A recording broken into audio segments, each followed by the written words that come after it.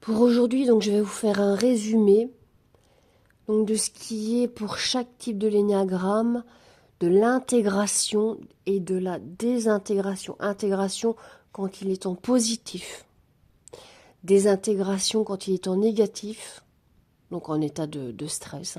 Intégration sécurité, désintégration en état de stress.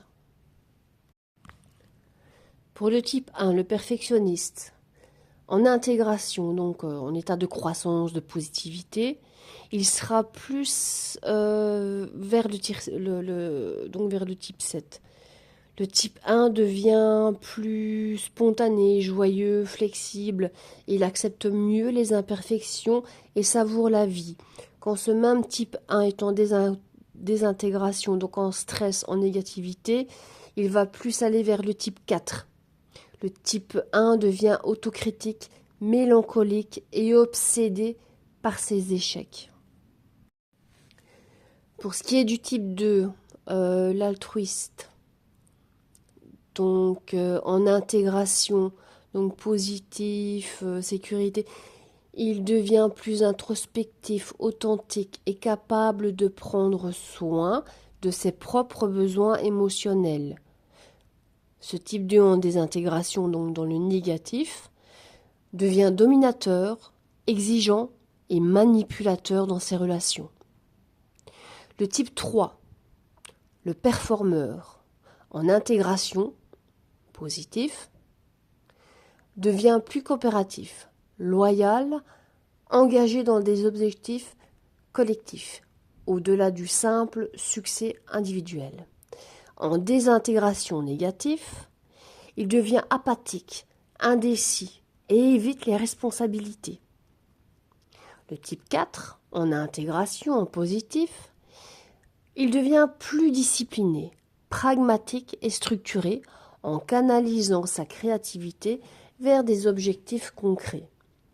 En désintégration, donc en négatif, le type 2 devient dépendant, exigeant de l'attention et émotionnellement intrusif.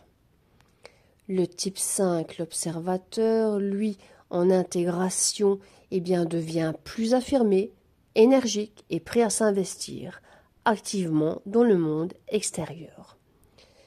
Et c'est là que lui va aller rechercher cette intégration, cette positivité vers le type 8.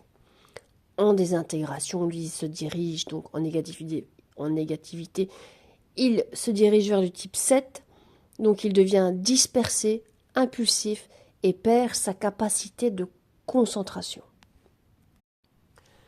Le type, donc la personnalité, si je l'ai déjà dit, je ne sais plus. Pas grave, je vais me répéter. Donc intégration positive, il va devenir plus confiant, calme, capable de faire confiance à son intuition et à la vie.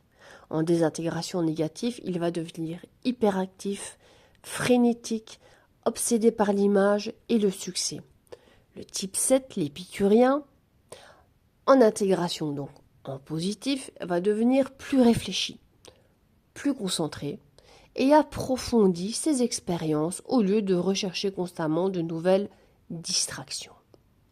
En désintégration négatif, il devient critique, perfectionniste et excessivement rigide dans ses attentes.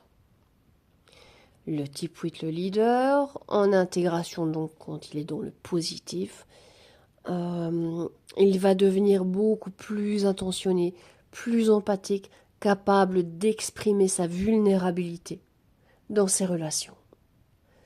En désintégration, donc dans le négatif, il va devenir méfiant, il va s'isoler. Là, il va retourner un petit peu comme vers le type 5. Et il va être obsédé par la gestion de ses ressources. Et pour terminer, le type 9, le médiateur, le sage, en intégration dans le positif, donc il va devenir beaucoup plus dynamique, proactif, capable d'affirmer ses objectifs personnels. En désintégration, donc en négatif, il va devenir anxieux, préoccupé et enclin à l'indécision. Donc tous ces mouvements-là d'intégration, ça va montrer comment chaque type peut évoluer vers un équilibre émotionnel. et vers une expression plus saine de sa personnalité. Quand c'est dans le positif, évidemment. Et à l'inverse, les mouvements de désintégration révèlent les défis que chaque type doit surmonter lorsqu'il est stressé, en déséquilibre.